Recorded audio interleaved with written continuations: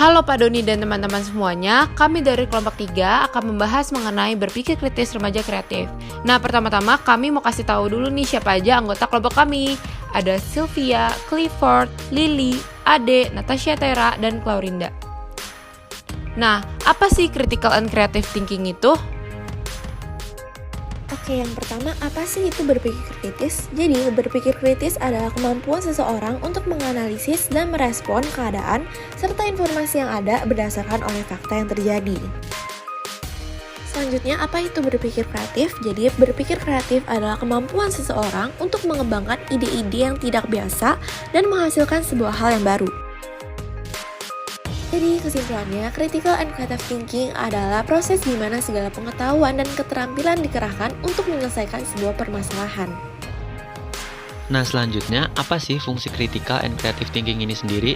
Yang pertama, dapat menganalisis dan mengasah kecerdasan. Yang kedua, dapat berpikir secara rasional sebelum bertindak dan berbicara.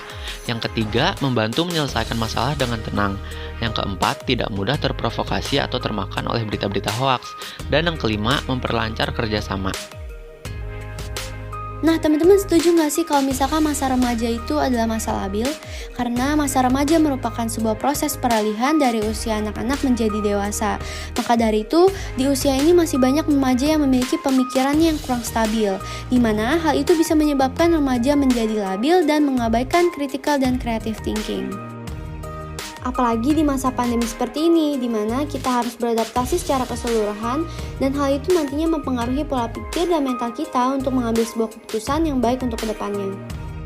Apalagi kini remaja harus melakukan seluruh aktivitasnya by online, dimulai dari belajar, mengerjakan tugas, dan juga tidak bisa bertemu dengan teman-teman. Hal itu memperparah kondisi kelabilan anak remaja loh. Lalu kira-kira apa sih solusinya untuk mencegah kelabilan?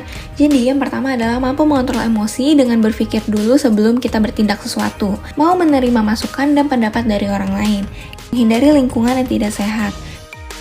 Dan yang terakhir adalah jangan melihat suatu masalah dari satu sudut pandang, melainkan melihat dari sudut pandang yang berbeda. Lalu yang terakhir, bagaimana cara menerapkan CCT dalam kehidupan? Yang pertama adalah sabar dalam mengambil keputusan, lalu mencari akar masalah terlebih dahulu, lalu berpikir sebelum bertindak, dan jangan mudah terpengaruh oleh orang lain. Dan inilah kesimpulannya, melihat banyaknya remaja yang masih labil ditambah situasi pandemi ini membuat remaja ini kurang CCT, seperti itu teman-teman dan Pak Yoni. Dan ini dia tugas kami, dan kami ucapkan terima kasih telah menonton dan semoga berguna bagi kalian.